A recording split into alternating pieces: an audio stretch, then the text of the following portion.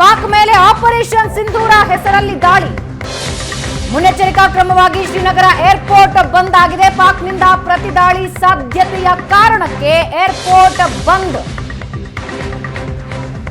ಈಗಾಗಲೇ ಪಾಕಿಸ್ತಾನದಲ್ಲಿ 2 ಏರ್ಪೋರ್ಟ್ಗಳನ್ನು ಬಂದ್ ಮಾಡಲಾಗಿದೆ. ಸದ್ಯಕ್ಕೆ ಶ್ರೀನಗರದಲ್ಲಿ ಮುನ್ನೆಚ್ಚರಿಕಾ ಕ್ರಮವಾಗಿ ಏರ್ಪೋರ್ಟ್ ಬಂದ್ ಮಾಡಲಾಗಿದೆ. ಪಾಕ್ನಿಂದ ಪ್ರತಿ ದಾಳಿಯ ಸಾಧ್ಯತೆಯ ಕಾರಣಕ್ಕೆ ಏರ್ಪೋರ್ಟ್ ಬಂದ್ ಮಾಡಲಾಗಿದೆ.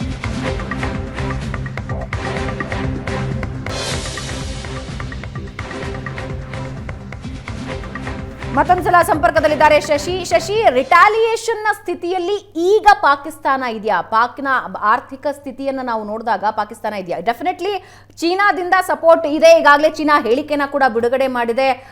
ಈಗಾಗಲೇ ಉಗ್ರ ಸಂಘಟನೆಗಳ ಬಳಿ ಫಂಡಿಂಗ್ ಇದೆ. ಸ್ಟಿಲ್ ರಿಟಾಲಿಯೇಷನ್ ನ ಸ್ಥಿತಿಯಲ್ಲಿ ಪಾಕಿಸ್ತಾನ ಇದೆಯಾ? ಯಾವುದೇ ಒಂದು ದೇಶದ ಮೇಲೆ ಈ ರೀತಿಯಾದಂತಹ ಲಾರ್ಜ್ ಸ್ಕೇಲ್ ದಾಳಿಯಾದಾಗ ಆ ದೇಶ ಮುಖ ಉಳಿಸಿಕೊಳ್ಳುವುದಕ್ಕಾದರೂ ಪ್ರತಿದಾಳಿಯನ್ನು ಮಾಡುವ ಅನಿವಾರ್ಯತೆಗೆ ಸಿಕ್ಕಿಬಿಡುತ್ತೆ. ಆ ಅನಿವಾರ್ಯತೆಯಲ್ಲಿ ಇವತ್ತು ಪಾಕಿಸ್ತಾನ ಇದೆ. ಮಧ್ಯರಾತ್ರಿಯೇ ಪಾಕಿಸ್ತಾನದ ಸೇನೆಯಿಂದ ಅಧಿಕೃತವಾದಂತಹ ಸ್ಟೇಟ್ಮೆಂಟ್ ಬಂದಿದೆ, ನಾವು ಈ ದಾಳಿಗೆ ತಕ್ಕ ಪ್ರತ್ಯುತ್ತರವನ್ನು ಸೂಕ್ತ ಸಮಯದಲ್ಲಿ ಕೊಡ್ತೀವಿ ಅಂತ. ಆ ಅನಿವಾರ್ಯ ಸ್ಥಿತಿಯಲ್ಲಿ ಪಾಕಿಸ್ತಾನ ಭಾರತದ ಮೇಲೆ ಪ್ರತಿದಾಳಿ ಮಾಡುವಂತಹ ಪ್ರಯತ್ನವನ್ನು ಮಾಡಬಹುದು. ಈ ಭಾರತ ದಾಳಿ ಮಾಡುವುದಕ್ಕೆ ಮೊದಲೇ ಪ್ರಚೋದನೆ ಮಾಡುವಂತಹ ಹಲವು ಪ್ರಯತ್ನಗಳನ್ನು ಪಾಕಿಸ್ತಾನ ಮಾಡಿತ್ತು. ಕ್ಷಿಪಣಿ ಪ್ರಯೋಗವನ್ನು ಸೇನೆ ಮಾಡಿದರೆ ರಾಜಕೀಯ ನಾಯಕರುಗಳು ನಮ್ಮ ಬಳಿ ಅಣ್ವಸ್ತ್ರ ಇದೆ, ಭಾರತ ನಮ್ಮ ತಂಟೆಗೆ ಬಂದರೆ ಅಣ್ವಸ್ತ್ರ ದಾಳಿಯನ್ನು ಮಾಡ್ತೀವಿ, ಈ ರೀತಿಯಾದಂತಹ ಹೇಳಿಕೆಗಳನ್ನು ಭಾರತ ದಾಳಿ ಮಾಡುವುದಕ್ಕೂ ಮೊದಲೇ ಕೊಡ್ತಾ ಇತ್ತು. ಈಗ ಭಾರತ ದಾಳಿ ಮಾಡಿ ಆಗೋಗಿದೆ. ಹಾಗಾಗಿ ಪಾಕಿಸ್ತಾನಕ್ಕೆ ಅಂತಾರಾಷ್ಟ್ರೀಯ ಮಟ್ಟದಲ್ಲಿ ಮತ್ತು ತನ್ನ ದೇಶದ ಜನರ ಮುಂದೆ ಮುಖ ಉಳಿಸಿಕೊಳ್ಳುವಂತಹ ಅನಿವಾರ್ಯತೆ ಇದೆ. ಹಾಗಾಗಿ ಒಂದು ಡೆಸ್ಪರೇಟ್ ಪ್ರಯತ್ನವನ್ನು ಪಾಕಿಸ್ತಾನ ಮಾಡುವಂತಹ ಸಾಧ್ಯತೆ ಇದೆ.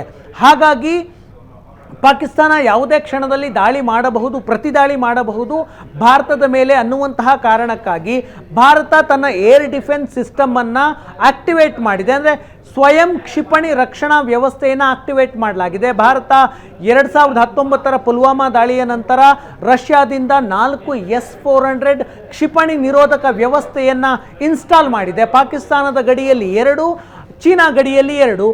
ಈ S-400ನ ವಿಶೇಷ ಏನು ಅಂತಂದರೆ, ಗಡಿಯಲ್ಲಿ ನಿಯೋಜನೆಯಾದ ನಂತರ ಈಗ ಉದಾಹರಣೆಗೆ ಪಾಕಿಸ್ತಾನದ ಯಾವುದೋ ಸೇನಾ ನೆಲೆಯಿಂದ ಯುದ್ಧ ವಿಮಾನ ಭಾರತದ ಮೇಲೆ ದಾಳಿ ಮಾಡೋದಕ್ಕೆ ಹೊರಟಿದೆ ಅಂದರೆ, ಅಥವಾ ಯಾವುದೋ ಕ್ಷಿಪಣಿ ಭಾರತದ ಮೇಲೆ ದಾಳಿ ಆಗೋದಕ್ಕೆ ಫೈರ್ ಮಾಡಿದೆ ಅಂತಂದರೆ S-400 ಕ್ಷಿಪಣಿ ರಕ್ಷಣಾ ವ್ಯವಸ್ಥೆ ತನ್ನಷ್ಟಕ್ಕೆ ತಾನೇ ಆಕ್ಟಿವ್ ಆಗಿ ಆ ಗುರಿಯನ್ನು ಹೊಡೆದುರುಳಿಸುತ್ತೆ. ಅಂದರೆ S-400ಗೆ 600 ಕಿಲೋಮೀಟರ್ ವ್ಯಾಪ್ತಿ ಪ್ರದೇಶದಲ್ಲಿ ಶತ್ರುವಿನ ವಿಮಾನ, ಶತ್ರುಗಳ ಕ್ಷಿಪಣಿಗಳನ್ನು ಮಾನಿಟರ್ ಮಾಡುವಂತಹ ಶಕ್ತಿ ಇದೆ. 400 ಕಿಲೋಮೀಟರ್ ವ್ಯಾಪ್ತಿಯಲ್ಲಿ ಆ ಶತ್ರುವಿನ ವಿಮಾನ ಮತ್ತು ಕ್ಷಿಪಣಿಯನ್ನು ಹೊಡೆದುರುಳಿಸುವಲ್ಲಂತಹ ತಾಕತ್ತು S-400 ಕ್ಷಿಪಣಿ ರಕ್ಷಣಾ ವ್ಯವಸ್ಥೆಗಿದೆ. ಇಂತಹ ಕ್ಷಿಪಣಿ ರಕ್ಷಣಾ ವ್ಯವಸ್ಥೆ ಪಾಕಿಸ್ತಾನದ ಬಳಿ ಇಲ್ಲ. ಹಾಗಾಗಿ ಭಾರತ ಪಾಕಿಸ್ತಾನದ ಪ್ರತಿದಾಳಿಯನ್ನು ಎಕ್ಸ್ಪೆಕ್ಟ್ ಮಾಡ್ತಾ ಇದೆ. ಸಹಜವಾಗಿ ಪಾಕಿಸ್ತಾನ ಈ ರೀತಿಯ ರಿಟಾಲಿಯೇಷನ್ ಮಾಡುತ್ತೆ ಎನ್ನುವಂತಹ ನಿರೀಕ್ಷೆ ಇದೆ. ಆ ಕಾರಣಕ್ಕಾಗಿ S-400 ಆಕ್ಟಿವ್ ಮಾಡಿಡಲಾಗಿದೆ. ರಫೇಲ್ ಯುದ್ಧ ವಿಮಾನಗಳು ಭಾರತ ಮತ್ತು ಪಾಕಿಸ್ತಾನದ ಗಡಿಯಲ್ಲಿ ಕವಾಯತನ್ನು ಮಾಡ್ತಾ ಇದ್ದಾವೆ. ಡ್ರೋನ್ಗಳನ್ನು ಆಕ್ಟಿವ್ ಮಾಡಲಾಗಿದೆ, ಸ್ವಯಂ ಚಾಲಿತ ಡ್ರೋನ್ಗಳನ್ನು ಆಕ್ಟಿವ್ ಮಾಡಲಾಗಿದೆ. ಸುಖೋಯ್ ಯುದ್ಧ ವಿಮಾನಗಳು ಸ್ಟ್ಯಾಂಡ್ ಬೈ ಸ್ಥಿತಿಯಲ್ಲಿದ್ದಾವೆ. ಭಾರತ ಮತ್ತು ಪಾಕಿಸ್ತಾನದ ಗಡಿಗೆ ಹೊಂದಿಕೊಂಡಂತೆ ಇರುವಂತಹ ವಾಯುನೆಲೆಗಳಲ್ಲಿ ಸುಖೋಯ್ ಯುದ್ಧ ವಿಮಾನಗಳು ಅಲರ್ಟ್ನಲ್ಲಿದ್ದಾವೆ. ರಫೇಲ್ ಯುದ್ಧ ವಿಮಾನಗಳು ಅಲರ್ಟ್ನಲ್ಲಿದ್ದಾವೆ. ಜೊತೆಗೆ ಭಾರತೀಯ ಸೇನೆ ಗಡಿಯಲ್ಲಿ ಅಲರ್ಟ್ ಆಗಿದೆ.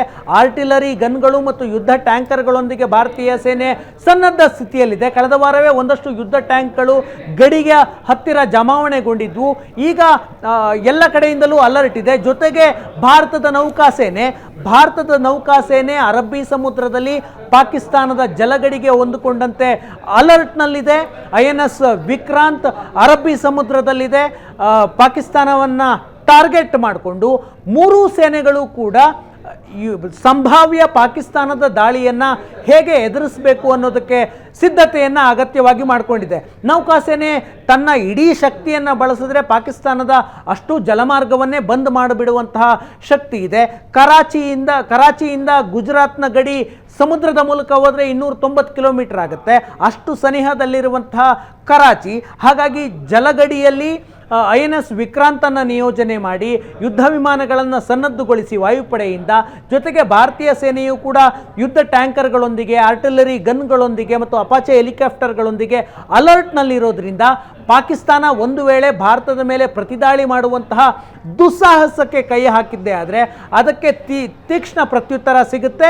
ಜೊತೆಗೆ ಈ ಕಾನ್ಫ್ಲಿಕ್ಟು ಈಗ ಸಂಘರ್ಷ ಇತ್ತು, ಅದೊಂದು ಲಿಮಿಟೆಡ್ ಮಿಲಿಟರಿ ಆಪರೇಷನ್ ಆಗಿದೆ. ಇವತ್ತು ಪಾಕಿಸ್ತಾನ ಏನಾದರೂ ಪ್ರತಿದಾಳಿ ಮಾಡುವಂತಹ ಪ್ರಯತ್ನವನ್ನು ಮಾಡಿದರೆ ಪಾಕಿಸ್ತಾನದ ವಿರುದ್ಧ ಒಂದು ಪೂರ್ಣ ಪ್ರಮಾಣದ ಮಿಲಿಟರಿ ಆಪರೇಷನ್ ಆಗುವ ಸಾಧ್ಯತೆಗಳಿರುತ್ತವೆ.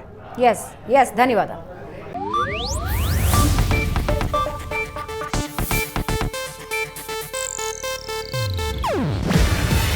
ಇದು ಏಷ್ಯಾನೆಟ್ ನ್ಯೂಸ್ ನೆಟ್ವರ್ಕ್ ಪ್ರಸ್ತುತಿ. ನೀವು ನೋಡ್ತಿದ್ದೀರಾ ಏಷ್ಯಾನೆಟ್ ಸುವರ್ಣ ನ್ಯೂಸ್.